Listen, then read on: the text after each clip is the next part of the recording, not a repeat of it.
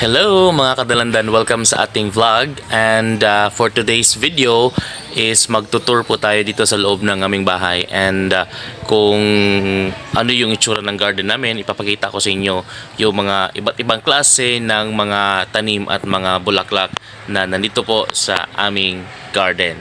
Kaya tara mga kadalandan, samahan niyo ako sa pag-tour natin sa garden.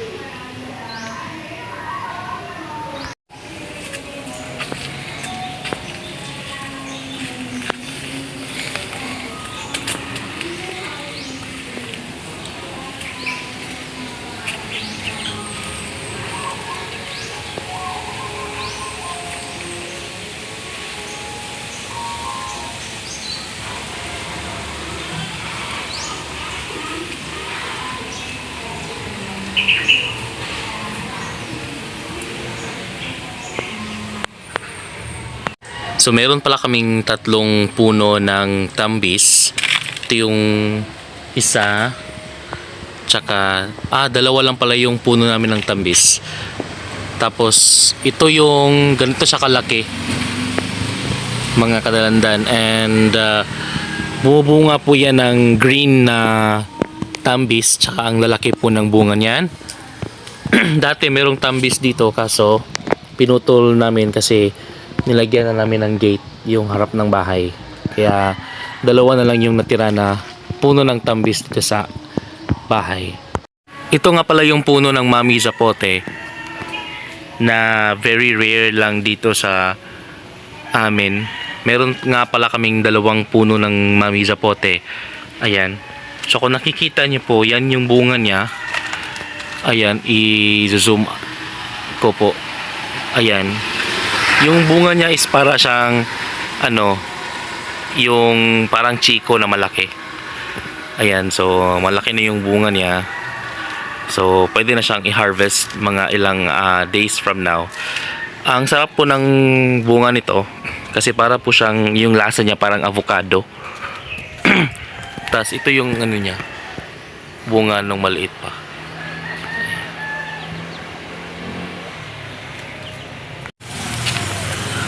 Meron din ditong puno ng papaya at dyan po kami kumukuha ng bunga ng papaya, especially pag hinog na siya at kinakain namin, and syempre pag hilaw kinukuha rin namin tsaka inuulam namin.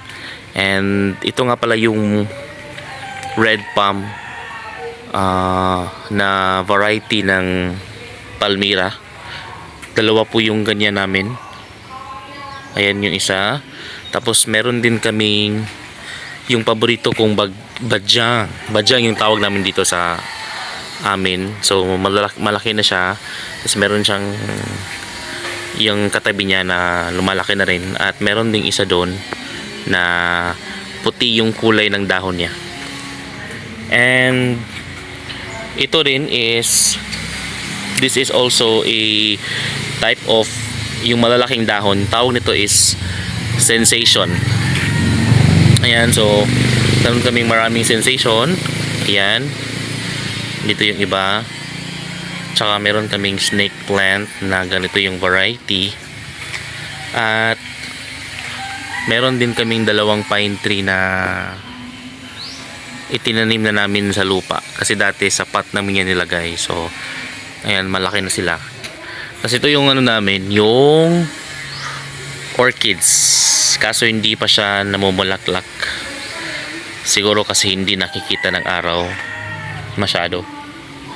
And meron din kaming 1, 2, 3, 4, 5, 6, 7 na puno ng abana, guyabano. Ayan o.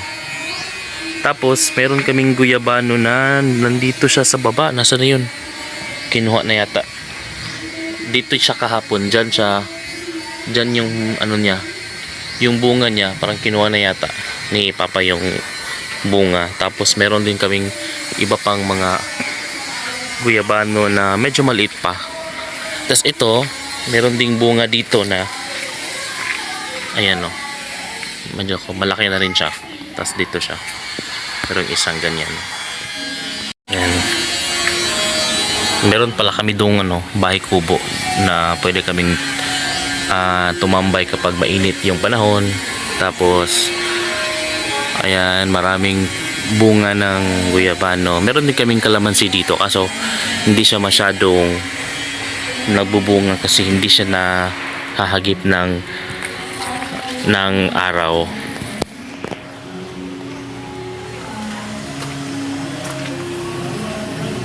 Tsaka meron kaming bayabas dito na yung bunga niya is malalaki, yung parang bell yung itsura.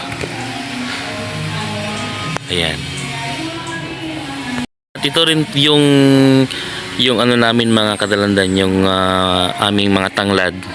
Dinamihan talaga namin ng pagtanim ng tanglad kasi mahilig kaming magsabaw, kaya marami kaming dahon ng tanglad na itinanim. Tapos doon sa labas, meron din kaming mga gulay na itinanim kagaya ng alugbati, tsaka ng 5 fingers, ganon. And yan nga pala yung puno ng avocado namin.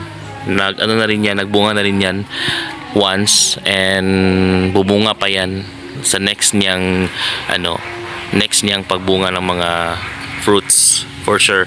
At ang ganda ng variety ng avocado na yan kasi smooth yung pag open mo, smooth yung kanyang texture, at hindi masyadong maraming buhok. So masarap siyang yung kanyang bunga, at matamis hindi masyadong pait yung avocado. Tapos ito yung mga bunga ng bayabas, medyo lumalaki na siya. Ito yung harap namin sa bahay. Dati may puno ng tambis dyan, kaso pinutol kasi nilagyan na namin ng gate. So yun yung garden tour natin mga kadalandan. Sana po ay na-inspire kayo sa aming garden. At kung gusto nyo magtanim ng mga puno or magtanim ng mga gulay or yung mga plants, kahit gaano kaliit pa yan yung space nyo, magagawa ng paraan yan.